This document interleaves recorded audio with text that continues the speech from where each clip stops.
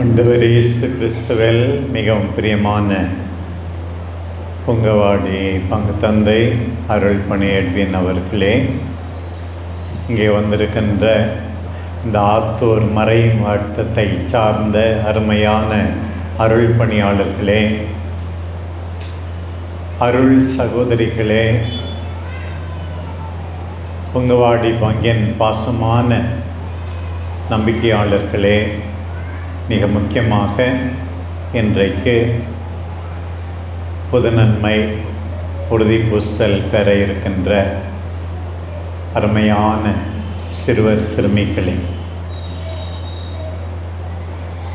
ஒரு பக்கம் நம்முடைய பங்கின் பாதுகாவலி அன்பு தாய் ஆரோக்கிய அன்னைக்கு விழா கொண்டாடி மகிழ்கிறோம். புங்கவாடி பங்கு மக்கள் எல்லாரும், இந்த ஊருக்கு வருகின்ற எல்லாரும் அந்த தாயினுடைய பரிந்து பேசுதலால் ஆரோக்கியமாக இருக்க வேண்டும், மகிழ்ச்சியாக இருக்க வேண்டும் என்று நான் வாழ்த்துகிறேன். அதற்காக ஜெபிக்கிறேன். எல்லாரும் மாதாவினுடைய அன்பு பிள்ளைகளாக இருக்க வேண்டும் என்று. இன்றைக்கு நாம் வாசிக்க கேட்டோம், கடவுளிடம் அன்பு கோருபவர்களோடு, அதாவது அவரது திட்டத்துக்கு ஏற்ப அழைக்கப்பட்டவர்களோடு அவர்கள் நன்மைக்காகவே ஆவியார் அனைத்திலும் ஒத்துழைக்கிறார். என்னுடைய ஆசை, இன்னைக்கு நம்ம புங்கவாடிக்கு வந்திருக்கிறோம், நம்முடைய அன்பான மக்கள் கடவுளிடம் அன்பு கூற வேண்டும். என்னால் எதுவும் முடியாது, கடவுளால் தான் எல்லாம் முடியும் அப்படின்னு சொல்லி மாதாவை போல கடவுளை நம்பி இருக்க வேண்டும். கடவுள் நம்மோடு தம்முடைய ஆவியாரால் எல்லாவற்றிலும் ஒத்துழைப்பாராம். பாருங்கள்,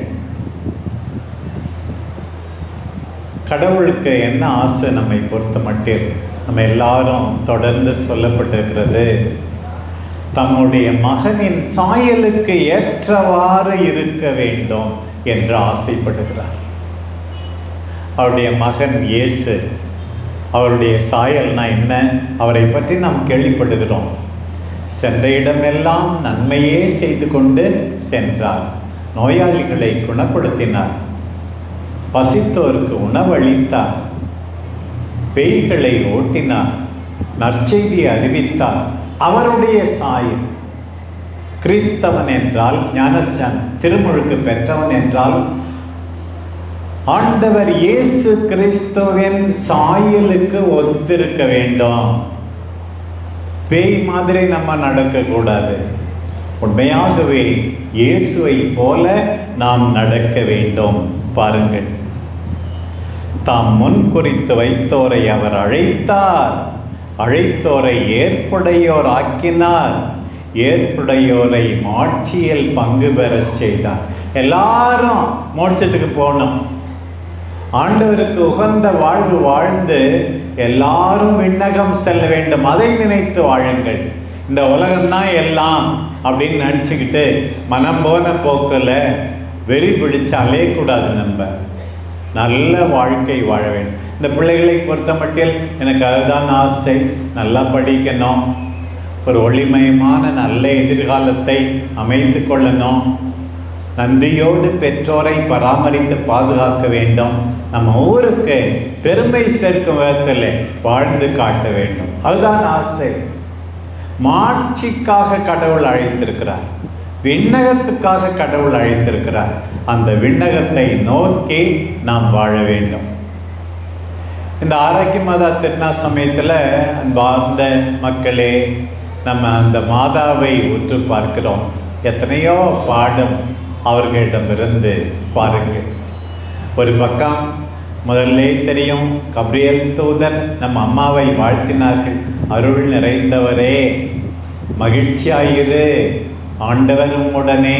இன்னைக்கு புங்கவாடி மக்கள் எல்லாருக்கும் ஆண்டவர் அதே சமனசு வழியாக மாதாவுக்கு சொன்ன அதே வார்த்தைகளை சொல்லுகிறார் என்று உணர்ந்து கொள்வோம். ஆண்டவர் உம்மோடு. இந்த நற்செய்தி அப்படித்தான் முடிந்தது. எம்மானுவேல் என்றால் கடவுள் நம்மோடு. கடவுள் நம்மோடு இருக்கிறார்.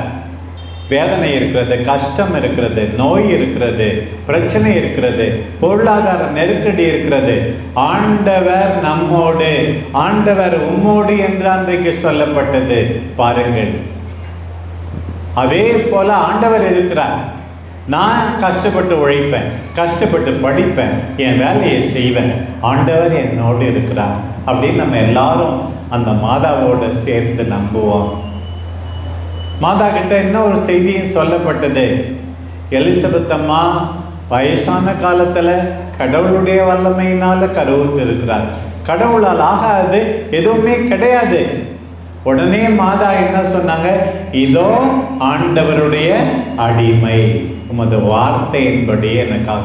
பாருங்க, நம்புவது, கீழ்ப்படிவது, இதுதான் இன்றைக்கு ஆரோக்கிய மாதா திருநாளை கொண்டாடுற நம்ம எல்லாருக்கும் ஆண்டவர் சொல்வது. நம்புவேன், கீழ்ப்படிவேன். ஏனென்றால் கடவுளால் ஆகாதது எதுவுமே கிடையாது. கடவுளால் ஆகாது எதுவுமே கிடையாது. இதுதான் மாதாவினுடையது. தொடர்ந்து நம்ம பார்க்குறோம். அவங்க உறவினர் எலிசபெத் அம்மா பார்க்க போனாங்க, அவங்களுக்கு உதவி செஞ்சாங்க, நன்றி பாடல் பாடினாங்க மாதா. இன்னொரு பக்கம் சூசேப்பருக்கு இது எப்படி நிகழ்ந்தது என்று தெரியாது, மௌனமாக துன்புற்றார்கள். இன்றைக்கு சூசேப்பரையும் நாம் உற்று பார்க்கிறோம். நீதிமான் சூசேப்பருக்கு கடவுள் எல்லாவற்றையும் வெளிப்படுத்துகிறார். உன் மனைவி மரியாவை ஏற்றுக்கொள்ள நீ அஞ்ச வேண்டாம், உடனே ஏற்றுக்கொள்கிறார். இங்கே இருக்கிற ஆண்கள் எல்லாம் சூசேப்பரை போல நீதிமானா இருக்கணும். யாருடைய சொத்துக்கும் ஆசைப்படக்கூடாது, சட்டத்துக்கு கீழ்ப்படியணும். அதுதான் நீதிமான் சொல்றதுக்கு அர்த்தம். அடுத்தவன் பொருளுக்கு அநியாயமா ஆசைப்படவே கூடாது. கடவுளுக்குரியதை கடவுளுக்கு கொடுக்கணும், மனிதருக்குரியதை மனிதருக்கு கொடுக்கணும். அன்பார்ந்தவர்களே, இன்றைக்கு நீங்கள் எல்லாரும், முக்கியமாக ஆண்கள், உங்கள் வீட்டில் இருக்கிற பெண்களை மதிக்க வேண்டாம். நீங்கள் எல்லாரும் நல்லது செய்ய வேண்டாம். உங்கள் குழந்தைகளை பார்த்து கொள்ள வேண்டும். உங்கள் மனைவியை கண்ணீர் வடிக்க விடக்கூடாது. அன்பார்ந்த பெண்களே, மிக முக்கியமாக நீங்கள் மாதாவை உற்று பாருங்கள். அந்த மாதாவினுடைய பொறுமை, தாழ்ச்சி, தியாகம், கணவரை, பிள்ளையை மையமாக வைத்து வாழ்ந்த வாழ்வு உங்களுடையதாக இருக்க வேண்டும். இன்னும் நம்ம மாதாவை பற்றி நிறையா கேள்விப்படுறோம். கனாவூர் திருமணத்தில் என்ன செஞ்சாங்க? அந்த குடும்பத்தார் இக்கட்டான சூழ்நிலை இருந்தபோது மகனிடம் போய், மகனே ரசம் தீர்ந்து விட்டது சொன்னான். மற்றவங்க தேவையை பார்க்கிற பெண்களாக, ஆண்களாக நாம் இருக்க வேண்டும். மாதா அந்த வேலைக்காரங்கிட்ட என்ன சொன்னாங்க? அவர் உங்களுக்கு சொல்வதை எல்லாம் செய்யுங்கள். இன்னைக்கு ஆரோக்கிய தாய் நம்ம எல்லாருக்கும் சொல்வது, என் மகன் உங்களுக்கு சொல்வதை எல்லாம் செய்யுங்கள். இதை எல்லாரும் நீங்கள் கேட்க வேண்டும். பாருங்க, இயேசுசாமி உண்ணவில்லை, உறங்கவில்லை என்றெல்லாம் மாதாவுக்கு செய்தி வந்து உடனே தேடி போனாங்க. மாதா அக்கறையோடு தேடி போகிற தாய். பிள்ளை காணாமல் போன போது கூட அக்கறையோடு தேடி போன தாய், சிலுவை அடியிலே நின்ற தாய், சீடர்களோடு ஜெபித்த தாய். இதெல்லாம் மாதா நமக்கு கற்றுக் கொடுக்கிற பாடம். மாதாவை, சூசேப்பரை, இயேசு குழந்தையை ஒருபோதும் மறக்காமல் நீங்கள் எல்லாரும் வாழ வேண்டும். இதுதான் என்னுடைய ஆசை. பிரியமான மக்களே, இன்னைக்கு புது நன்மை வாங்க போகிறாங்க இத்தனை பிள்ளைகள். ஆண்டவர் நமக்கு கொடுக்கக்கூடிய மிகப்பெரிய கொடை என்ன? அவருடைய பிரசன்னம் தான். இந்த உலகை விட்டு சென்ற ஆண்டவர் என்னாலும் உங்களோடு இருக்கிறேன் என்று சொன்னார். அவருடைய வல்லமையுள்ள வார்த்தை வழியாக இருக்கிறார். அதே போல அன்றைக்கு இறுதி உணவின் போது அப்பத்தையும் ரசத்தையும் தன்னுடைய உடலாகவும் இரத்தமாகவும் மாற்றி நமக்கு கொடுத்தார். அதனால ஒவ்வொரு திருமுழுக்கு பெற்றவரும் நம்பிக்கையாளரும் இந்த புனிதமிகு நற்கருணை பொறுத்த மட்டில் என்ன செய்யணும்? இந்த திருப்பலியில் பக்தியோடு பங்கெடுக்கணும்.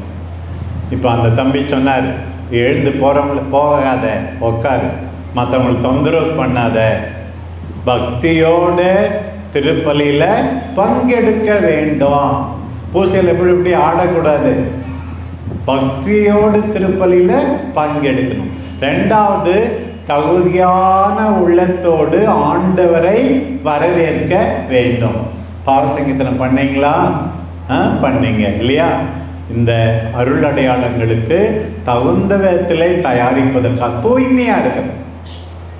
தூய்மையாக இருக்கணும். இப்போ நான் அவங்க வீட்டுக்கு வந்தால் அப்படியே அழுக்கு மூட்டையெல்லாம் அப்படியே நடுவில் வச்சு என்ன உட்கார வைப்பீங்களா? இல்லை, நிச்சயமாக கிடையாது. ஆண்டவரை தூய்மையோடு நம்ம வரவேற்கணும். அடுத்தது, ஆண்டவர் நற்கருணையிலே பிரசன்னமாக இருக்கிறார், அவரை பக்தியோடு ஆராதிக்க. இது 3 நம்ம செய்யணும். இந்த நற்கருணை ரொம்ப ரொம்ப முக்கியமாக இருக்கு. அது எதுக்காக தெரியுமா? இயல்பாக நம்ம எல்லாம் எனக்கு வேணும், எனக்கு வேணும், நான் ட்ரெஸ் நல்லா பண்ணணும், நான் நல்லா சாப்பிடணும், நான் நல்லா வீட்டில் இருக்கணும், இதுதான் நினைப்போம் வழக்கமாக. ஆனால் அடுத்தவங்களை பற்றி நம்ம நினைக்கணும் தானே, மற்றவர்களையும் நினைக்க வேண்டும் தானே. நற்கருணை எதை குறிக்கிறது என்றால், நாம் எல்லாரும் இயேசுவாக மாற வேண்டும். உதாரணமாக இங்கே காணிக்கை பாவனைகள் என்ன எடுத்துகிட்டு வரோம்? அப்பமா ரசமும் முக்கியம். மற்ற பழம் என்னென்னோ கொண்டு கொடுக்குறாங்க. இப்போ அந்த அப்பத்திலும் ரசத்திலும் நம்ம தான் இருக்கிறோம்.